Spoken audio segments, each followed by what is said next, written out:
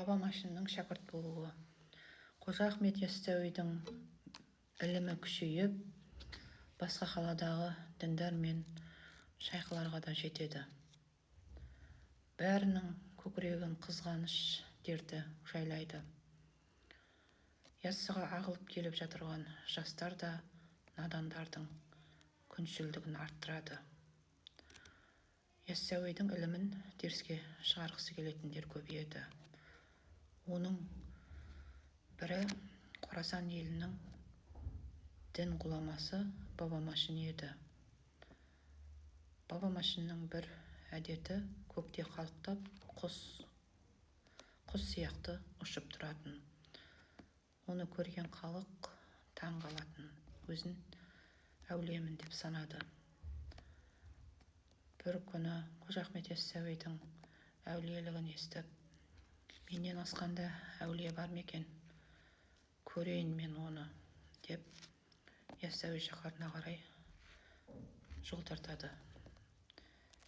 Яссауидің медресесіне кіріп барса, Яссауи шәкірттерменен зікір алқасында отырған екен. Әй, сен бе халықты адастырып жүрген деп дүрсе қояды, сәлем де бермейді. Содан Яссауи шәкірттеріне, бұның қол аяғын байлаңдар, бұның есі ауысқан деп айтады. Қол аяғын байлап 500 дүре соқтырады. 500 дүрені соққан кезде ол мыңқ етпей жата береді. Соңғы рет дүре соққанда жан даусы шығып, Алла, Алла деп айқайлайды. Содан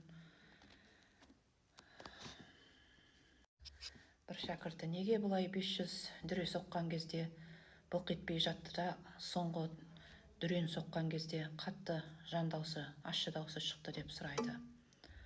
Сонда ол 500 дүре оның денесіне соғылған жоқ, оның ізіне еріп келген дею жындар бар еді. Солар қашты денесінен. Ал соңғы ұрылған дүре өзіне тиді Баба Машинның. Сондықтан да оның ащы даусы шықты. Сендер оның 500 дүременен бойындағы дею жындарды қудыңдар, дейді. Содан сол дею жындар оны көкте қалықтап құс сияқты ұшыратын со дею жындар екен.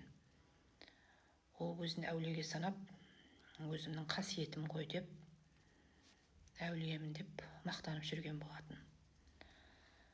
Содан оның жындары шыққаннан кейін сүмірейіп қалады. Содан сұрайды ғой, қайда жатырғаныңды білесің бе деп. Ол Баба Машин Яссауиге қарап жылап жібереді, кешірім сұрайды, тәубеге келеді. Содан 3 рет қылу етінде болады Яссауидің.